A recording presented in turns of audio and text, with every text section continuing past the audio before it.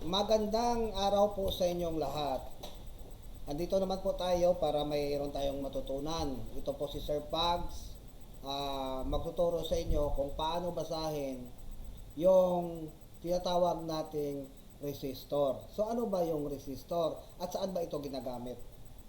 Ang resistor natin, makikita mo dyan, resistor is defined as a passive electrical component with two terminals that are used for either limiting or regulating the flow of electric current in electrical circuits. Meaning to say, nang yung resistor natin, siya yung pumipigil. Siya yung pumipigil sa sobrang current na dumadaloy sa ating source, papuntang sa ating load. Para hindi mapundi, like for example, yung light emitting diode natin. Pag nilagyan mo yun ng 9 volts na power supply or 12 volts na galing sa battery ng mga sasakyan, mapupundi yun pag wala kang resistor. So, yung resistor, siya yung nagre-regulate or naglilimit. Okay, natindihan na natin. So, siya yung pumipigil. No? Parang, okay? Siyang malakas lang. So, ang unit ng resistor natin ay ohm, no? Stands for omega, no? Kasi galing yan sa kay George Simon Ohms, no? Yung kaibigan ko na si George, okay? George Simon Ohms. Yung symbol niya is omega. Okay? So, ngayon, matutunan na natin kung paano magbasa ng 4-band color code ng resistor. Paano natin basahin ang 4-band color code na resistor? Okay. So, ito siya. So, makikita natin, mayroong color yung resistor. Diba? Sa taas, makikita nyo dyan, 4-band resistor color code. Ang sa baba niya, may drawing. Ang drawing niya, that is a resistor. May color na brown, green, red, at saka gold. So, 4 lang muna. Kasi mayroon tayong 4-band, may 5-band, may 6-band. Okay? So, in our 4-band, mayroon tayong mga color. So, we have black, brown, red, orange, yellow, green, blue, violet, gray, and white. And ang dalawa na huwag mong kalimutan is the gold and silver. Magkasunod sila yan. Okay? So, the most common na binabasa natin is black, brown, red, orange, yellow, green, blue, violet, gray, and white. So, dapat mo matutunan yun. Dapat mo sa uluhin yun. No? Kasi, in every color, mayroon siyang corresponding value. Like for example, in our first band and second band, the first band and the second band, so it represent the first and second digits of our resistor. So, from 0 up to 9. So, we have black 0, brown 1, red 2, orange 3, yellow 4, green 5, blue 6, and violet 7, and gray 8, and the last white is 9. Okay? The same to the second digit. Pareho din yun, magbasa sa kanya. But the third band will be your multiplier. Siya yung magmumultiply kung ilan yung resistance ng yung resistor. Okay? So, ito siya. For example, you have brown, green, red, and yellow. So, the first digit, the value of first digit will be 1. Okay? Makikita nyo dyan, 1 siya. Dahil yung brown is 1. The second digit is green. Makikita mo dyan. Papunta tayo sa chart ng second digit. That is 5. And then, the third band will be the multiplier that is also red times 10 to the power of 2. So, meaning to say, that is times 100. No? Times 10 to the power of 2, that is times 100. with a tolerance of plus minus 2%. So hindi mo naman natin masyado ginagamit yung tolerance na red, no? Pero sa tolerance natin ngayon sa 4 band, mayroon tayong gold. So the gold sa ilalim, makikita mo diyan, the gold tolerance is positive or plus minus 5%. Okay? So ito yung sample. Okay? Example number 1. We have brown. We have the color of the resistors. Color first band brown, second band black, and the third band is orange.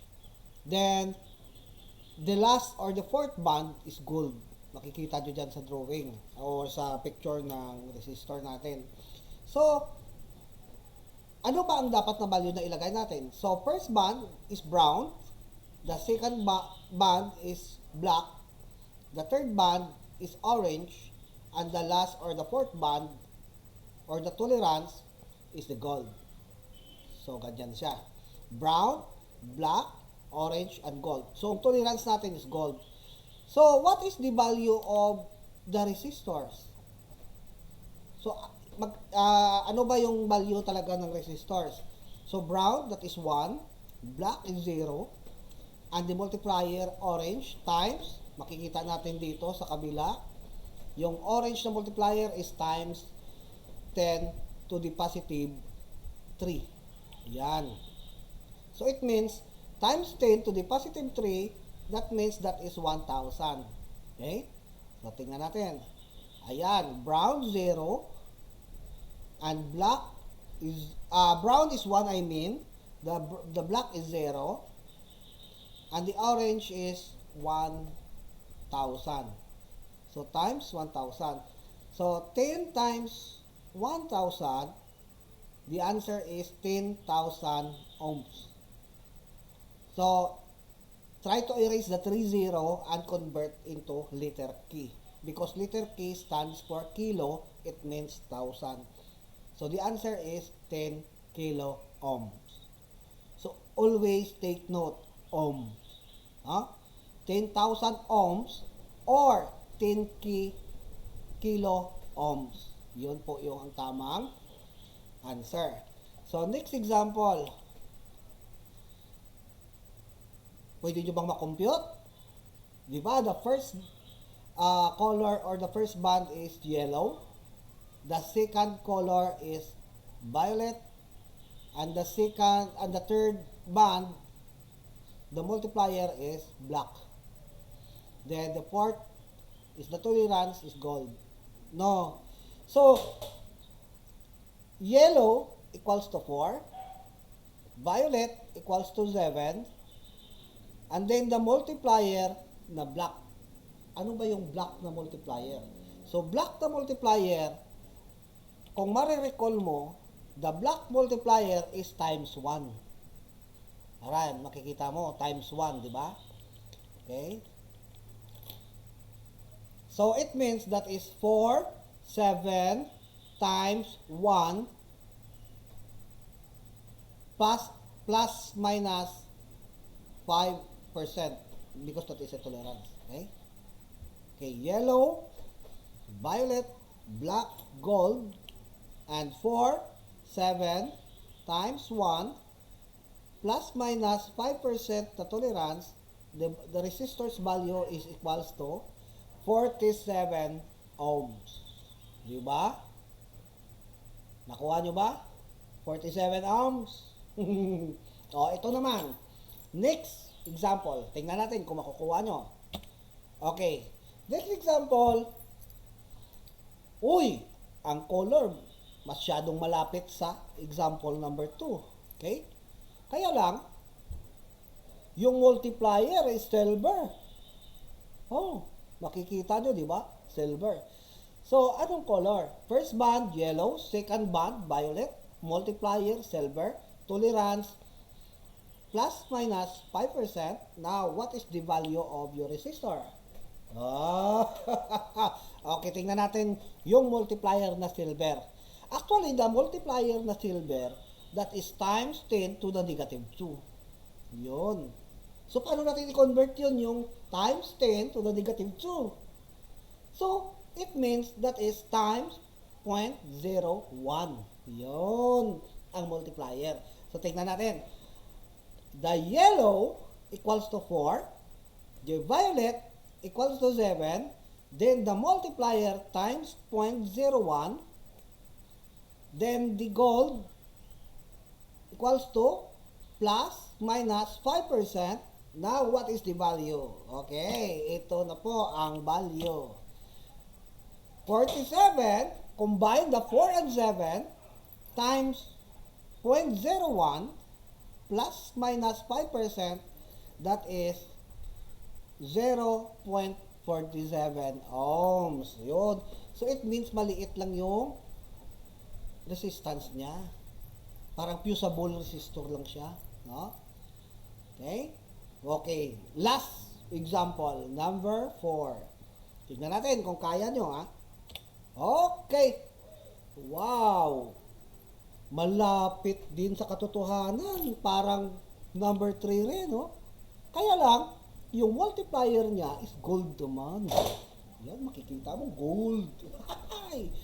Okay, yung first bat, alam mo, yellow yon. Eh, nakikita nila. That is 4, di ba? Kala ko 7. 4 pala. Yung yellow is 4. Okay. Yung second band, ulit, violet. So, siyempre violet natin is 7. 7. Bakit yung matigas yung 7? 7. Okay. Now, the multiplier is gold. So, ano naman ang multiplier na gold? Ang multiplier na gold is times 10 to the negative 1. Uy! Times 10 to the negative 1. Paano yun? Ayun. That is the equivalent of times 0.1. 0.1 yung 10 to the negative of 1. Okay? So, ano ngayon ang value ng resistors? Okay, tingnan natin kung totoo yung color. Ayan, yellow, violet, silver. Ay, bakit ang silver? Gold dyan di ba? Oy, may mali ako. Yan ay gold. Di ba? So, yung multiplier natin, gold. Kikita nyo ba? Pero nakalagay sa example is silver. So, mali. Hindi na edit. So, ayaw na mag-edit sa sarili nyo. So, lagyan nyo dyan ng gold, ang multiplier. Okay, tingnan natin. Yellow is 4. Oop. Ayan. Violet 7. Oy, okay, nakita mo, hindi na-edit, oh. Times 0.1 equals to, mali na naman, 4.7. Ay, diskarte ko lang yan para mag-ano kayo. Actually, yan ang nilagay ko para mapag-isip kayo. Diba? Pero sa sinabi ko kanina, mali yan. Ang example number 4. Mali yan. So, the answer is yellow 4, violet 7, gold times 0.1. Take note, gold times 0.1. And the tolerance is gold plus minus 5%. The value is 4.7 ohms. The example number 4 is totally wrong. So the correct answer is 4.7 ohms. Yun ang correct answer. Ito kasi sa silver, ito kanina. Okay? No? Pinagluloko kayo. Pero hindi. Ginawa ko yan para sa isip nyo, magkaroon naman kayo ng diskarte. Masabi nyo naman, ay, mali na naman si Sir Pags. Okay, hanggang sa muli po. Maraming salamat. So, kung ngari, pwede kayo mag-subscribe. Kung gusto nyo. Hindi ko naman kayo pinipilit. So, thank you for watching and subscribe. Thank you very much. Mabuhay!